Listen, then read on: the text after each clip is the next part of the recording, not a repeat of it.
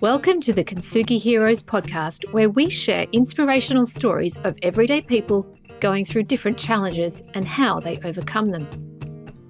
Please be aware that the story you're about to hear may have moments of deeply felt emotions and personal experiences. If anything you hear has a triggering effect, please reach out to someone who can help keep you safe.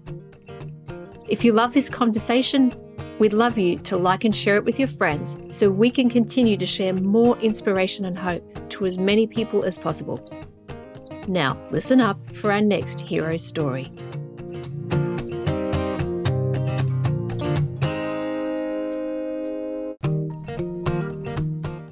And in today's conversation, I met with Kahlil Bagatsing, a lovely man from the USA who battled with living an inauthentic life for a very long time. Now you might think, well, that's not that challenging. Well, for those of you who are listening and can relate, you're probably nodding and smiling and going, yeah, it is challenging.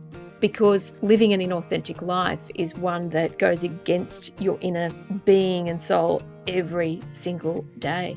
And he did that until the age of 40 when he unpacked everything and realized that he was living a life based on the expectations of his family and other people, and then had to dismantle it all gradually, bit by bit, to create a new world, a new life for him, and find a way to provide meaning and purpose in his life. By doing that, he found himself then working in a non-profit, giving back, doing volunteer work, and he now helps immigrants and refugees with international credentials start their careers and their lives in the USA, just as he did many years prior. It was a great conversation, and it just shows the power of being able to be in control of your life and letting go of, I guess, those cords that bind us when it's the expectations of others, and especially when it's the expectations of family. And it can be really, really challenging. So I hope you enjoy this one with Kahlil.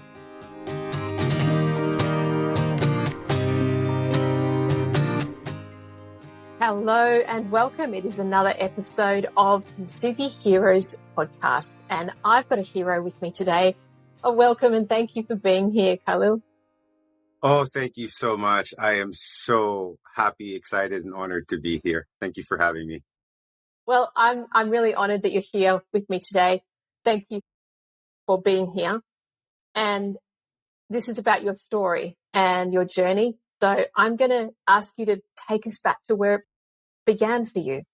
All right. Well, again, first of all, I just really want to express my gratitude for inviting me over. I mean, honestly, I remember when we first had our first conversation, I was like, I don't really know if I'm the type of person that should be here. I mean, I was thinking about the challenges, and it's not like, I've read stories of people who have such amazing things that they've gone through in their lives, like challenges, and, that seems like they're like insurmountable.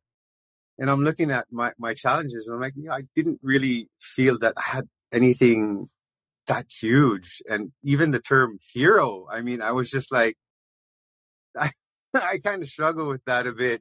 But I loved our conversation. I loved how we had that first discussion. And I'm very excited to see how I can share what I've gone through. I was thinking about the challenges, and it's not like there was one thing that happened, or one catastrophic event that led to this life-changing occurrence.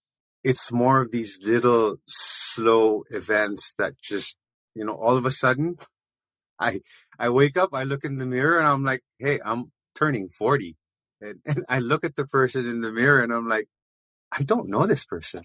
I am not happy with this person. And it was just, what's going on? It's like, what's happening? It's just really a lot of these small, slow decisions that led to it.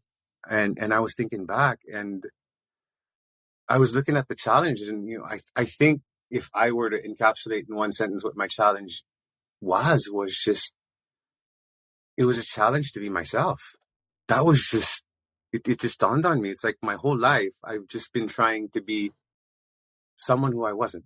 I was trying to be a son to my parents, a brother to my siblings, an employee to the work, and all these different roles that I had. But it was to please others or to make other people happy or because I think this is the way it should be. There's a lot of shoulds in my life, and that never helped. And so I just reached a point where I'm like, wow, this is who I've turned out to be. I mean, I looked in the mirror, and it was a point where I hated looking at myself in the mirror. I hated looking at myself in pictures. I weighed over 320 pounds. There was a point where I stopped weighing myself because the scale could only go to 320. And I was so afraid of breaking the scale. So it's like, this is it. I stopped. And it's not like you gain 100 pounds overnight. Believe me, I've tried. It's like I've eaten so much where it's like, I thought I would reach that point. But it's for me, it was a lot of simple, slow decisions where I felt that I was just kind of fooling myself and pretending and saying, you know what, I'll do this because, it makes them happy and that makes me happy too. Or I'll do this because I think it's the right thing to do. But deep down inside, I get back and like, hey, this isn't really what I feel. And it's just living a life based on what I thought others should, again, that the word should, living my life based on other people. And, I'm not blaming anyone. Absolutely not. Looking back, it's people have always tried to do their best and help me out. And just because they give their advice, it doesn't mean I have to take it. I've met many a friend who's like, Kahlil, I've got a great way to make money. There's this horse I know. Absolutely going to win. I've never bet on that horse. Maybe once or twice I have. But you know what I mean? It's like, just because people tell me this is how they believe things should be, doesn't mean that I have to follow it. But for some reason, that's what was happening in my life. I was kind of just living a life of someone else. And it came to a point where I hated who I was. I hated my life. I was not happy. I was not happy at all. And yeah, it's like I would wake up and it reached a point where I was like, gosh, I'm waking up. It's like, I kind of wish that I didn't. It's like I just woke up and I'm like, wow, why didn't I just not wake up? That would have been better. And then I'm just like, wow. And I have to go through the day all over again. And each day was just, it wasn't fun. It was just so, for lack of it just, that's the word I'd use. It was just so, and it was just so frustrating. And that's kind of how it was. And it took like what?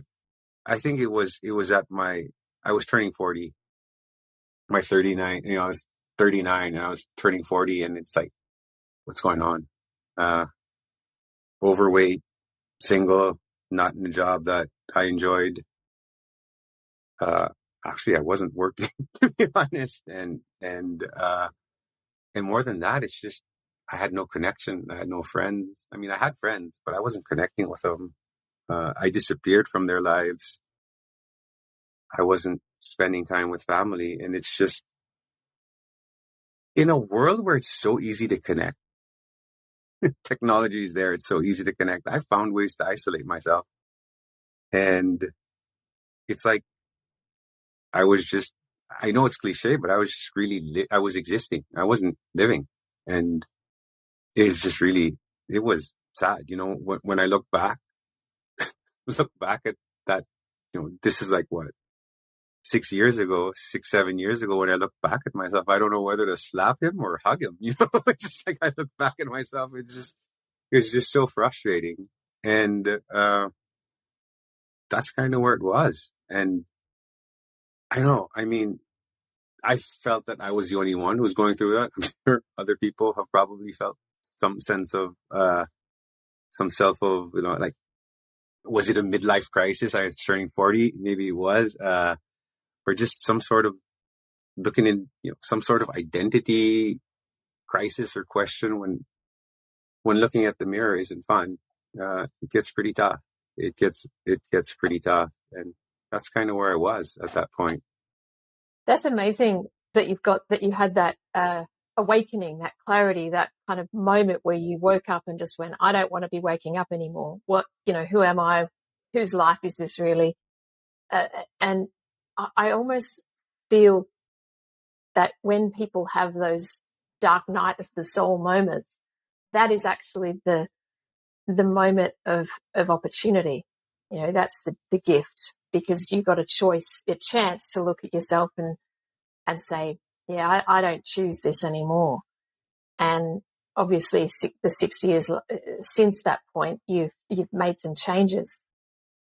What I'd love to uncover or learn, Kahlil, is more of the backstory. Where did you come from? What were the things that took you on your life path that forced you to live other people's lives? Or what were those key events or people that shaped you? I was born in the Philippines. I always joke. My name is Kahlil Bagatsing. I was born in the Philippines. My dad is part Indian, part Spanish, and part Filipino. My mom is part Filipino, part German, part British. And, you know, they come together, have me, and they give me a Muslim name, a Muslim sounding name. So there's kind of a lot of things going on in there. Like, talk about an identity crisis. I grew up in the Philippines, raised Roman Catholic. There was, you know, a lot of religion growing up. I think one of my biggest, it started really by living up to the values that I thought were important. Like I grew up in the Philippines. We're very respectful of our elders and following what elders would say. And so a lot of it was really like, you know, my parents were like, this is how life is going to be. This is what's going to happen for you. And it's, you know, looking back again, I just want to say I'm in no way, shape or form blaming any of my parents. I know that my parents were just trying to guide me and doing the best they can as parents. And it took me a long time to realize that, you know, and there was actually a lot of anger eventually, with that. It's because I kept listening to what I felt people should do, what, you know, my parents were telling me. Then when I got to school, it's like the teacher's telling me how I need to act, and it's so forth and so on. It's all these, I guess, these older people and elders that were giving me advice and telling me what I should do. I was just good at following instructions. That was my challenge. Like, yes, this is how it should be. And I followed it. I would always, you know, again, I would always be impressed by people who just knew what they wanted and could be themselves. I've always been in admiration of those people, because of that. And so my whole life was that way. I'm like, growing up, like even the courses I was supposed to take in college, my dad was like, you know, you have to take a business course. This is what's best for you. This is where the future is, you know, trust me. And I'm like, okay. I did that. Even my master's, it's like, okay, she's like, you got to take your master's. And once you take your master's, do anything that you want. And I'm the eldest of 4 children. I have a brother and 2 sisters. So we're 4. It's like 2 girls and 2 boys. And in the Philippines, my dad, he's an amazing entrepreneur. He didn't graduate college, but put up his own company. And I joke because he put up a tech company. And for the, you know, until this day, he still can't really program his own iPhone, but he has a tech company. So it's pretty amazing how he was able to do that. And it's pretty impressive. Look, it's a very successful company. And, you know, when I finished college, it's like, no, you're working for me. You're working in the family business. You've got to help out. And there was always that kind of pressure to go into it, not just from my parents, but from the people around, you know, family, friends. It's like, oh yeah, that's what you should be doing. And I think that was like the first challenge is doing things, you know, work is such an important part of your day, at least my day. It's like everyone, like work is a huge part. And so I really wasn't in an environment that I absolutely love. So how old, sorry, I don't mean to interrupt. How old were you? Were you still in the Philippines when you did university? Yeah. And so I graduated, I was 21. I think I turned 21 when I graduated college. I went straight to work for the family business. And did you enjoy it? It had its moments. I part of me was like, I tried to find the things that I could enjoy. Like, I really loved working with people. I love people. I love connecting with people. That's why I'm so grateful for this opportunity to connect with you. I mean, we're in different continents and we get to share this screen together and have this conversation. And so that's kind of what I enjoyed is getting to know the customers, getting to work with the employees, and helping the people who work with the company grow and develop. Those were the things that I enjoyed. And so I kind of focused on that.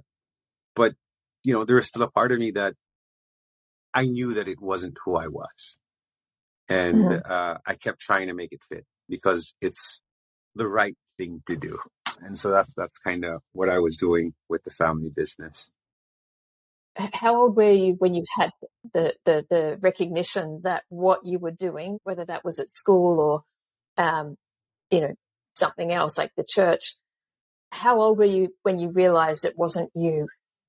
That's, like I was saying, I believe that it was only when I was hitting 40 when I'm like, this isn't me. I mean, there were moments where I'd say I'm not really too happy, but then I'd catch myself and like, no, I should be grateful. I have this opportunity to do this. Not many people can work in a family business that's pretty successful. Not many people have the opportunity for education. Why am I going to say, no, this isn't who I am? Because that just felt like I was ungrateful and selfish. And that's kind of the mindset that I had growing up. And the word selfish or wanting to do things for myself was a bad thing. And I have different thoughts about that now, about what the word selfish is and doing things for yourself. It's totally changed. But it was like that until I think that moment was really when I was 39. That was like the turning point. Right before I hit 40, that's when things changed dramatically for me. So going back to your timeline, so you worked for the family business. How long were you working for your family business? Too long. No, I was in and out of the family business. I worked on it pretty much until like late 30s. Wow. There were a few gaps in between, but it was pretty much most of my life was there in the family business. And that was pretty much a lot of what I knew, which was one of the challenges when I eventually started wanting to do something on my own, because it's like, I don't know anything else. It's like I felt so different. So, yeah. Okay. A long time. And then you did a master's as well. And you mentioned that the topic of your master's or the theme or it was not necessarily yours either. Yes. I took a master's in entrepreneurship, and beauty of the course, I loved the course. I thought it was great.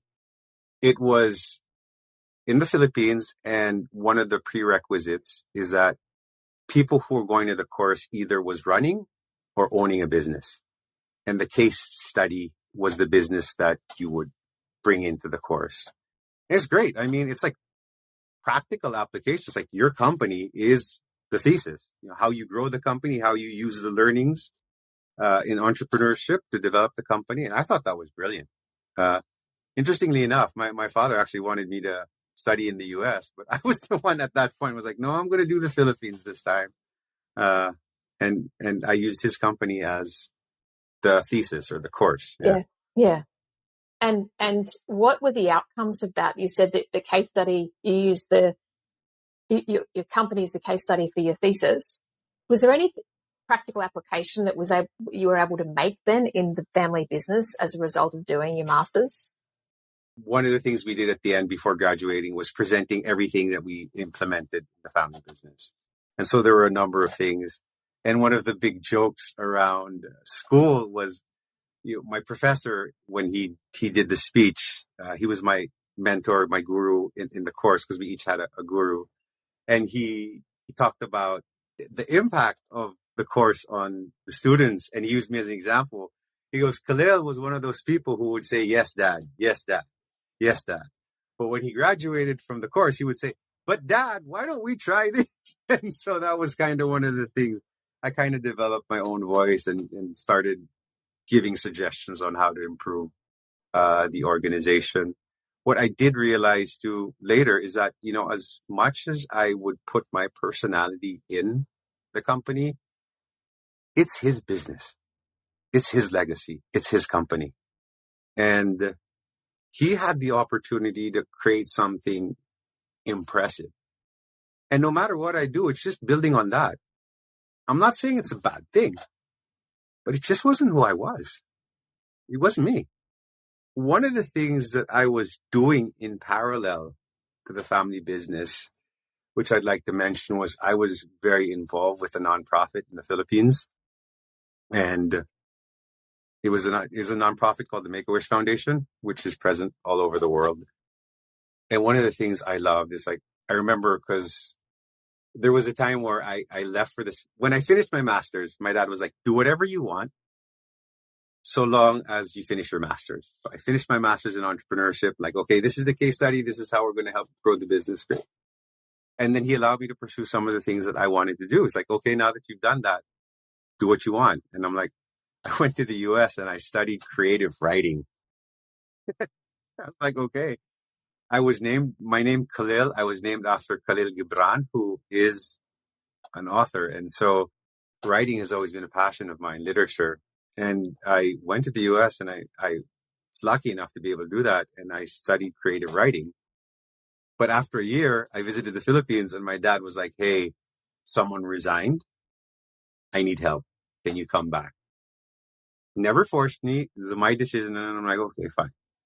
And again, I went back to the family business. Did you feel that you had to because of everything that your dad had given you? Was it that sense of obligation?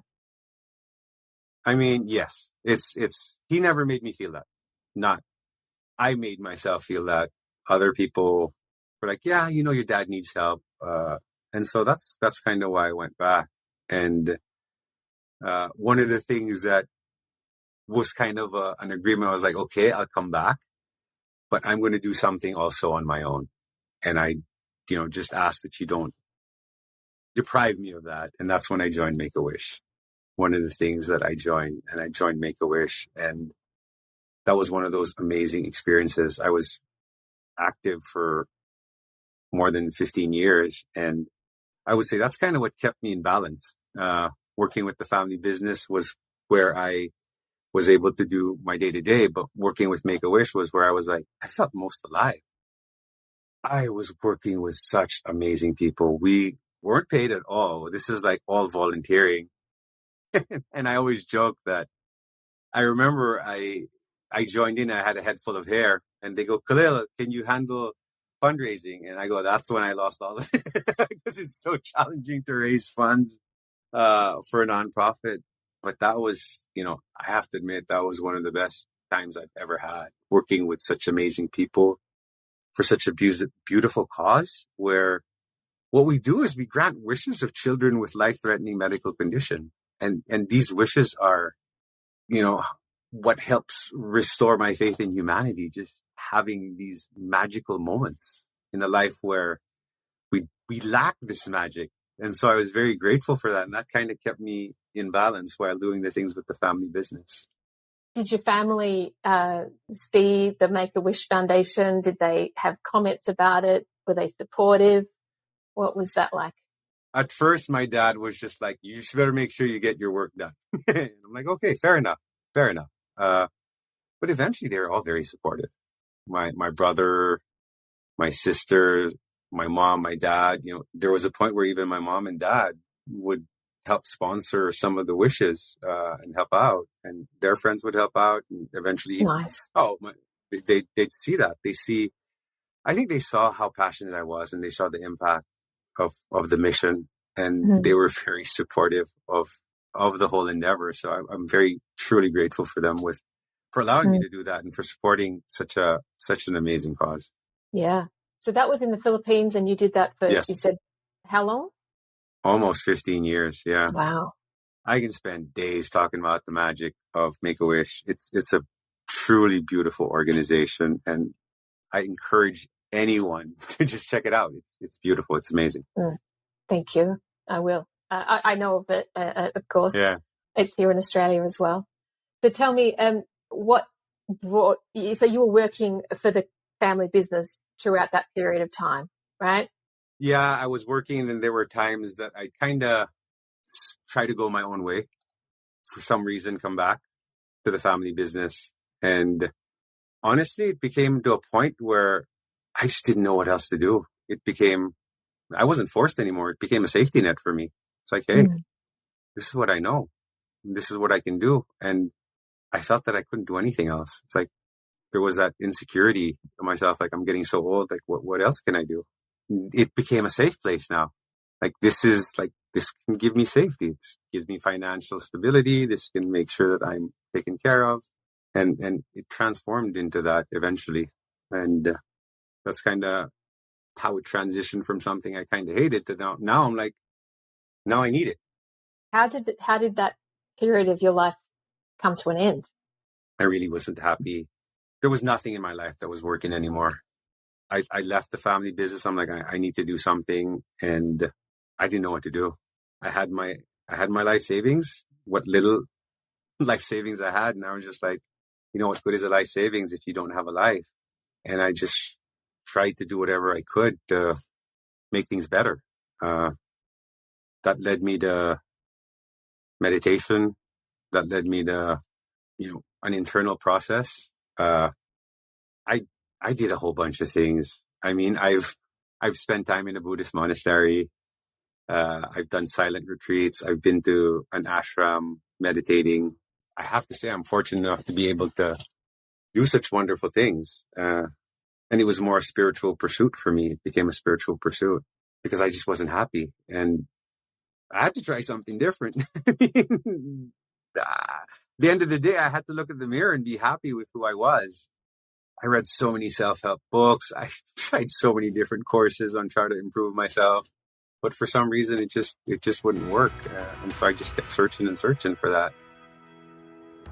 Sorry for the interruption.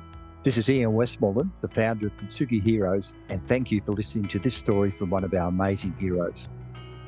Our mission is for these stories to provide hope and inspiration to people experiencing life challenges, and to also educate the broader community on how best to provide support. If you would like to help us to continue to produce more hero stories and cover more adversity themes, we would welcome all donations. These can be made via our website, kintsugiheroes.com.au. The donate function is at the bottom of the homepage. We'd also welcome any feedback. You can email me direct using ian@kintsugiheroes.com.au. Now let's get back to the story. Had you read the book, The Monk Who Sold His Ferrari?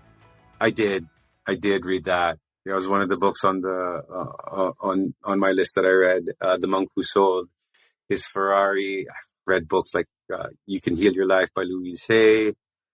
Lots and lots of different books. And I tried it and seeing how it was working. And reading the books is one thing and applying them and living are a totally different thing. And so, yeah, I guess I was just a spiritual seeker trying to figure things out.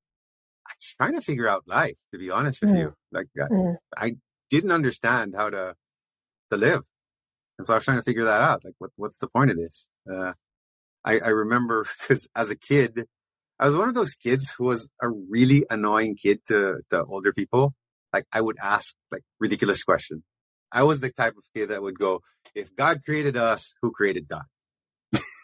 That was the type of kid I was. And I'm sure that was a hit to a lot of the adults because they couldn't really answer my questions. And so they tell me to just go play with Lego or something.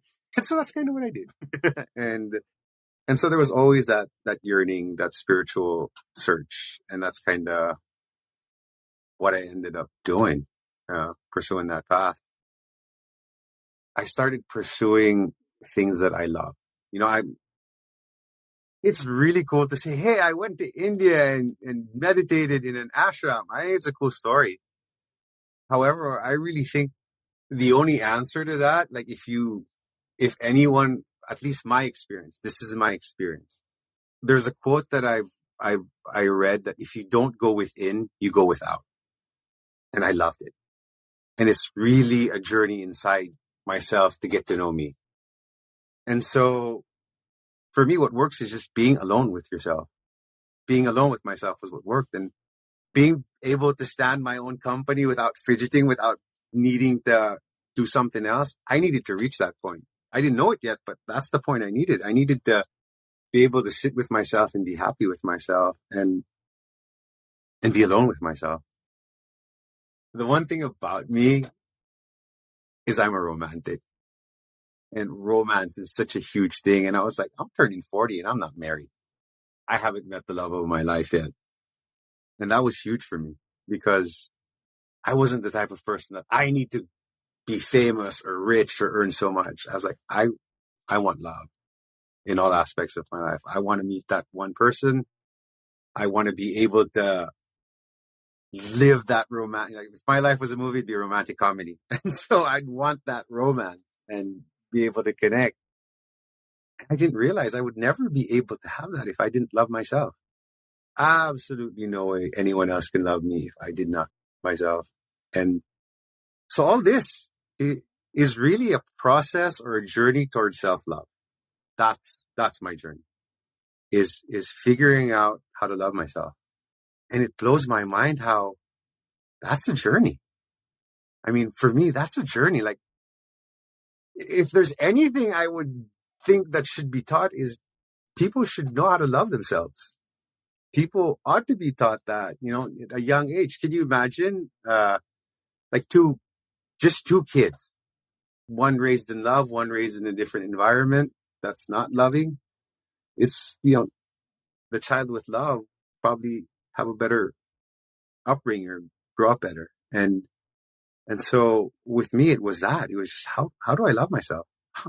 How do I do that? It's like, wow, that was the journey. And it was tough. I mean, it was so tough. Like, how does one love themselves? So that was kind of the journey that I went on eventually, looking back. So, Kahlil, tell me then, or I hope you can share this with me, what was your upbringing like in terms of the family unit and the example your parents set for you around love? I would answer it this way. My parents loved me the best way they could. Yeah. That's how I would answer it. I mean, I'm not... Yeah. No judgment. I totally understand. So it seems this is so... The reason I ask is because I hear this and I see it in my friends and other people I've spoken to. They've not been shown how to love themselves because their parents didn't know how to love themselves. So how do you know how to love yourself if it was never demonstrated to you? Makes sense. And why let's say our parents, why don't they know how to teach love? Maybe they weren't taught how to love. It's like, it becomes a cycle. It becomes a cycle that just passes on. If they aren't, what they're taught is what they teach. I read this book called You Can Heal Your Life by Louise Hay, which I think is just one of the most absolute, I think every person should read it. And one of the things she talks about is how we just treat our parents like gods. And our parents are like gods because that's how we grew up, and they could do no wrong. And that's kind of where some of the challenges are, because really our parents are just people who are doing the best they can. It can be tough for them. And so one of the things she says in her book is to ask your parents what their childhood was like. And when I talked to my parents about that, it just, wow, it gave me some really fascinating insight. It really does. And when you can see your parents as people rather than gods, remove the God filter, and then see them as human beings, having a human experience, doing the best they can, then we shift the paradigm, don't we, or the lens with which we see our parents. And the biggest transformation for me in my relationship with my parents is when I started to look at everything through the lens of gratitude. I think gratitude is one of the best things ever. Ever. Like, just being grateful just changes the way life is for me. There was a time where I have to admit, I had to go through it. I was pretty challenging to deal with. I was not the best son. I was not the best brother. I was not the best employee. I was tough. I wasn't the best friend. Wasn't the best boyfriend. I was doing the best I could do. just like everyone else was doing the best they could. I was doing the best I could. And it was when I started to look at, all the things that my parents did for me instead of all the things that they didn't. I love to play that blame game. It's this person's fault. It's that person's fault. It's, I'm this way because so-and-so made me. And now I just look at everything that they did give me. And it's like, that's what I'm grateful for. Like, I would say my dad gave me, the intelligence, the dedication, the persistence. I remember when he talked about how he put up his company, he said there were three things that, I remember him saying this, there are three things he had when he put up his company. He said he had guts, imagination, and an overabundant sense of optimism. I always remember that. It's like, wow. Interestingly enough, he's the more intelligent one. And my mom, they're kind of like opposites. My mom is like the super romantic one. She's the sweet, sentimental type. She's the type that gives gifts with meaning. My dad's the type that gives gifts that are like, oh, this is practical. This is useful. and so I get the best of both worlds. Well, growing up, I kind of looked at like I was getting the worst of both worlds, but that was not on them. That was on me. And once I started changing that, I've just been so grateful for everything that I've had. And it's wow, monumentally changed my relationship with my parents. Like right now, my mom's visiting from the Philippines. She's here in the US. I'm so happy to be here. I'm so happy she's here. We get to hang out and have fun.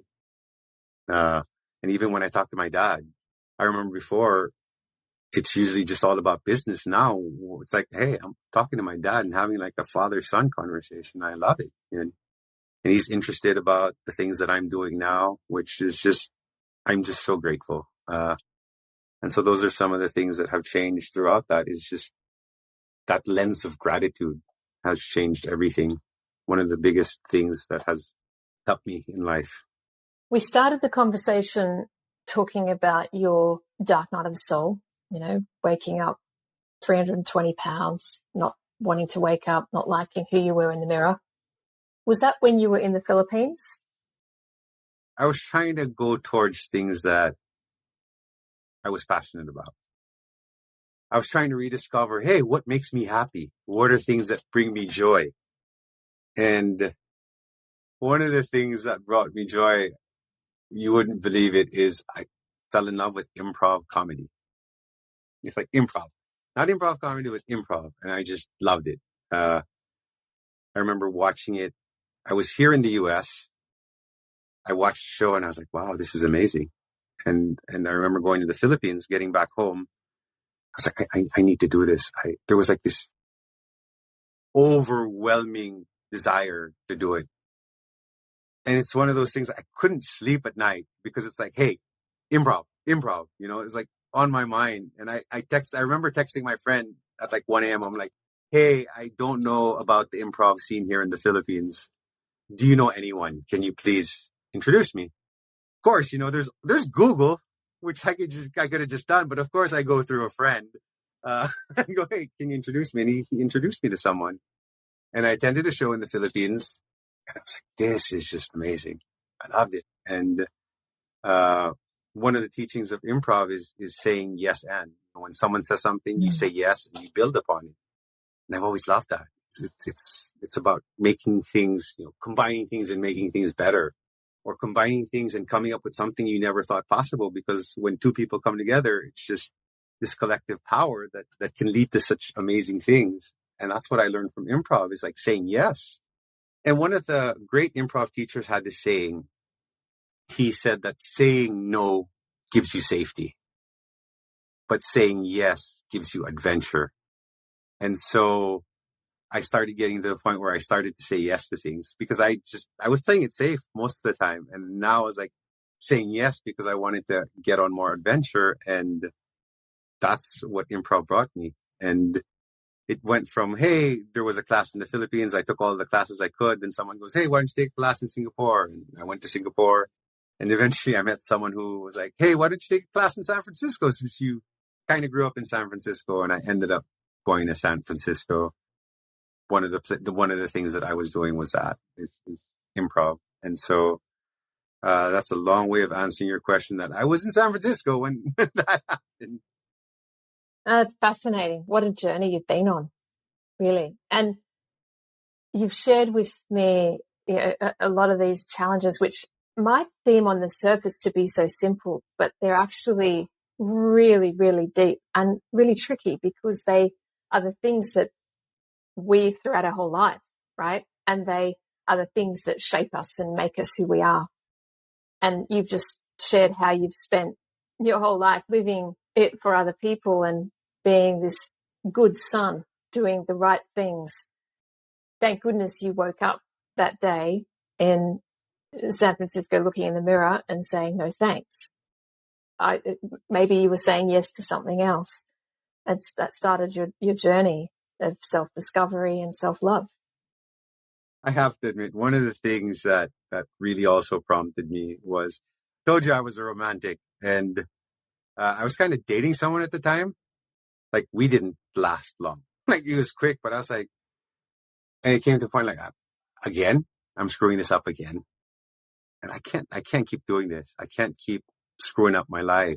What I want most, and I want to be in a relationship. I want to be in a partnership. I want to be waking up going, hey, I'm excited to live the day and go through each day loving what I'm doing. And that's kind of what I wanted to do. And so, yeah, just that wake up call is just like, it was so tough. It's like, yeah, like I just wanted to be in a space where I was doing what I love. And yeah, it was tough. Good on you for choosing the tough path. It could have been easy to sort of opt out and stay in the alternative. I mean, thank you. Thank you so much for saying that. I'm pretty shocked when I think about the tough choices. Loving yourself. It didn't feel right to love myself. Like, it felt so wrong, because it's like the whole time I was, like, even in college, the motto of one of the schools, the school I went to, was like, a man for others, being a man for others. It's like, great. But what about yourself? What about you? Like, what if you're not happy? How can you give happiness to others? It's like that joke, Even on the plane, they're like, put your oxygen mask first before giving something to anyone else. That's what they say in the plane. And it's the same thing with life. I can't give what I don't have. If I don't love myself, I cannot love anyone else. If I don't have any money, how can I help the less fortunate? For those who don't have any. If I don't have any joy in my life, how can I give it to someone else? And so it really was that, like, how do I find that in me? How do I get to that point where I can be able to share it with other people? And that's kind of how it started, and started pursuing I mean, it really was just take the next right step. Yeah. Instead of trying to figure everything out, take the next right step and see where it takes you. And one of the things too that I needed to do was first of all, I had to stop lying to myself.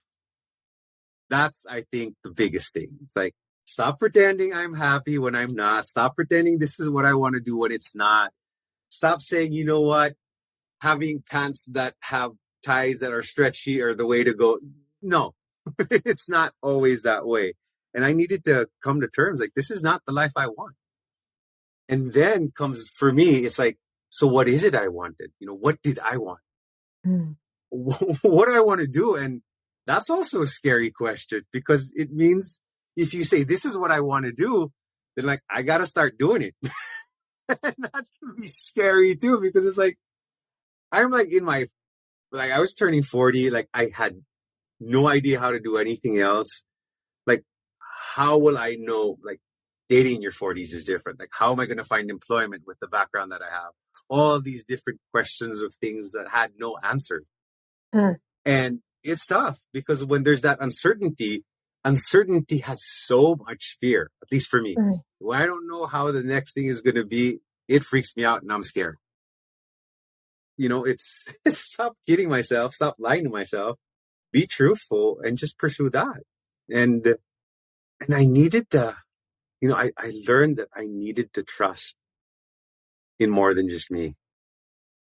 I needed to trust in God, the universe, higher power, whatever you want to call it. I needed to let go and just trust that everything's going to be okay. Because my whole life, it was, looking back. I love quotes. I think, Aveline, one of the things I've been saying is I've been quoting a lot. One of the quotes that has stood out with me is, you survived 100% of your worst days. And so I kind of have, and I hold on to that. And it's just like, somehow it's always going to work out. You just have to hold on to that feeling that it will work out and just trust in it. And another thing that I was taught was when making a request or when saying a prayer, only 3 answers to any prayer anyone can give. This is what I was taught. I want to share this with you. So the first answer is yes. Like when I pray for something, the answer is yes. The second answer is not yet. And the third answer is there's something better. Just wait. There's something better. And so when things don't work out the way that I plan, and this is kind of like improv. It's like when things don't work out, just say yes and build upon it. Or say, you know what, plot twist, let's see where this takes me next. And just build upon that. I mean, if there's one thing the pandemic has taught us is like whatever plans most people had, like, whoops. It's just one of those jokes wherein someone once said, I think it was Woody Allen, he goes, you want to make God laugh, tell God your plans. That's right. And so yeah, it's just taking what comes and just growing with it and knowing that everything's going to work out and have that trust and asking for help. There's the one thing I've also learned is the world is a beautiful place if you know where to look. There's so many helpers out there, so many people willing to support. Those are the real heroes. Those people who help when you least expect it. And I've encountered that so many times in different people who have come in at my life just when I needed them and helped me. And that was so important. And I am overwhelmed with gratitude for each and every person who has offered their help in their own little way. And it's there. I mean, it's really there. I know sometimes it feels like there's no one else or no support. And those are the times where that's when letting go and trusting is really important. And it's just growing up. It's tough. It's like, hey, I was growing up and I needed support and I wasn't getting it. So I had to learn to develop, I had to go my own way, learn to build the strength and not rely on anyone. And really, I mean, we live in a world with billions of people. And that's why, I feel that we're here to help each other in some way or another. So there is that help. And I had to swallow my pride and just trust and say, hey, I need that help. And people have showed up. And I, in turn, would love to help out however I can. And that's kind of what I've been trying to do with my life now is really just be of service and help in whatever way I can do so. I came up with like a dream life. Like what's a dream life for me? Like what are things that I want to do? And, one of the important things is love. Like love is at the center. And, just recently I celebrated my 2-year anniversary with my now partner and I'm super happy. I love that I'm married with a partner and it's fun to share your life with someone. I mean, I love it. It's great. And I'm doing, I'm in a job that I love. Since my partner is in the US, I moved to the US and gone through the whole immigration process of how to transfer from the Philippines to the US. And I now work with an organization called Upwardly Global. And what we do is we help immigrants and refugees kickstart their career here in the US. And so on a daily basis, I'm like a job coach where I help other immigrants such as myself go through the job search process and end up in a job that they love. So every day I get to meet people from all over the world and help them get a job that excites them, that makes them feel alive and makes them happy. That's that's amazing. Like this is one of those things like 4 years ago, 6 years ago, like where is it going to be? I would never have imagined this. I would be in this type of a job, but I trusted and I just took the next step, and here I am, and I'm absolutely loving it. I think it's fantastic. I'm so grateful to be in such a wonderful organization doing such amazing things. And each day now I'm just very grateful and very happy. That's where I'm at today. That's really beautiful, Kahlil. And I just want to acknowledge or sort of reflect back that you're in a job doing the work that you've actually healed or learnt from in your own journey. You're giving back what you actually had to learn on your own. Yeah. And that's a really lovely gift. You know, when you trust in the flow of life and you're able to show up, life gives you these opportunities, and here you are. It's just beautiful. It's really lovely. I'm very happy for you. Thank you so much. I'm very happy too. I remember when I applied for the job, I said that there's this one moment in life that I love more than anything. And it's that moment where the dream and the dreamer become one. I love that. In Make-A-Wish, I was kind of doing that, helping these children granting their wishes. And now that's kind of what I do on a daily basis, is help people get the dream job that they want. And so I'm helping people get their dream. And that's like my dream, is to help others. And so I'm so grateful because so many other people have helped me get to this place. And now I get to give back and I get to support other people. And so my heart's full of gratitude that I'm in this point now. That's wonderful. And of course, you're sharing your story here today, which is part of giving back. And I want to thank you for that. You've given me a lot, or given us a lot of insights and reflections and learning from this incredible journey to finding and loving yourself. Is there something else that you might want to share with anyone listening who identifies with the challenges that you went through? If someone's listening to this podcast now who's like, oh my gosh, I feel like I'm not myself, I'm living my life for other people, or, all the things that you went through. Is there anything you'd like to share with them? Any piece of a nugget or anything else? Because you've given a lot already. Just take the next right step. Just take the next right step, and everything's going to be okay. If you need help, ask for it. Those are the things. Feel free to reach out to me. I'd love, I'm always open to making new friends. I remember one of the goals I've had is to make a friend in every country. So if anyone wants to reach out, I'd be more than happy. And just when in doubt, when in doubt, ask yourself, what would love do? Just act out of love. That's really the only message I would suggest, is just do what you love. Thank you. And for those who are listening to the audio, you can't see the video, Kahlil has the most incredible smile, and he's just radiating joy and gratitude and love. And he just makes me want to reach through the screen and give him a hug. Kahlil, thank you so much. I really appreciate you being here today. I am grateful for you and for sharing what is a really powerful and important story. Avaline, thank you so much for having me. I'm so grateful to be here. Thank you. Thank you. We hope you've enjoyed this episode of Kintsugi Heroes. Please like and share the show to your friends so we can get this out to even more people. If you have a story you'd like to share with us, please reach out using the contact details below. And join us next week for our next hero's story. Until then, keep being you, and remember that we are all heroes in our own unique way. Only when it's broken. Only when it's broken. When it hits you in the middle of the night and the truth burns so bright.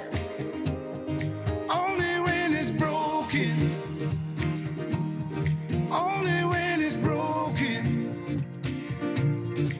Take pride in those cries.